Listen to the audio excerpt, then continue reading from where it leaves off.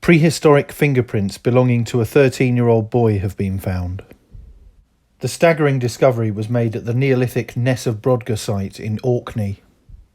The Ness is close to the Ring of Brodgar stone circle and associated megaliths. Previous 5,000-year-old prints from the complex were identified as belonging to both adolescent and adult males. Experts believe the two new examples may be an indication of young potters being taught by more experienced individuals. The new prints bring the total from the site to 8.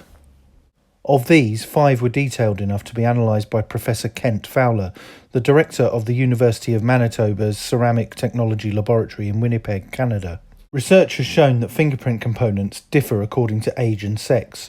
The distance between ridges, for example, increases as an individual grows, while male ridges are usually broader. Measuring the density and breadth of the fingerprint ridges and accounting for the shrinkage of the clay during drying and firing, Professor Fowler determined that the previous fingerprints belonged to an adolescent male and 2 adult males of around 19 years of age. Examining the latest potsherd, Professor Fowler confirmed it had 4 clear fingerprints, 2 of which could be analysed. He said, "Both came out as males, but the ages are younger than we saw in the previous 2 sherds.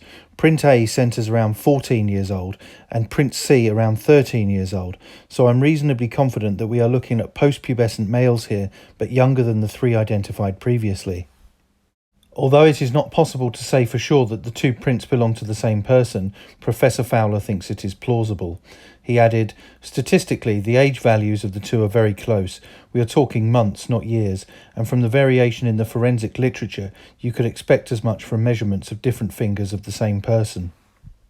In this case, it is quite likely that the prints belong to the same individual, given they are so close together and on the same surface of the sherd. At 13 or 14 years of age, the young potters would certainly be strong enough to hand-build the pottery, and they would have had the motor skills to do it, although they might not admirably compress the clay. Although the number of Ness of Brodgar samples is still small, the analysis exhibits a pattern encountered by Professor Fowler in the Middle East. He said, "The presence of younger and older prints on all the Orkney sherds so far is interesting and might relate to teaching and learning the craft. On Bronze Age pottery from the Levant, we found multiple prints of different age and sex, and some of the same sex with different ages. I argued that this was a hands-on approach to teaching, which is something we can still see ethnographically.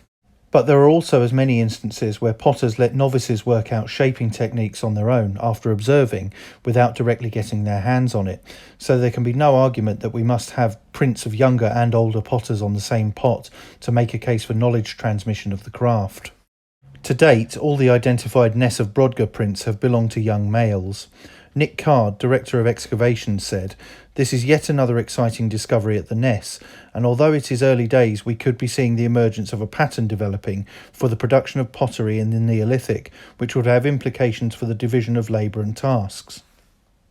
The fingerprints were discovered by ceramics specialists Roy Towers and Jan Blatchford during post-excavation work on the huge assemblage of prehistoric ceramics recovered from the Ness of Brodgar, the largest collection of late Neolithic grooved ware pottery in the UK. So a fascinating discovery there, and plenty more to find out by the sounds of it. Anyway, that's it for this video. Don't forget to like, share, and most importantly subscribe. And thanks for watching.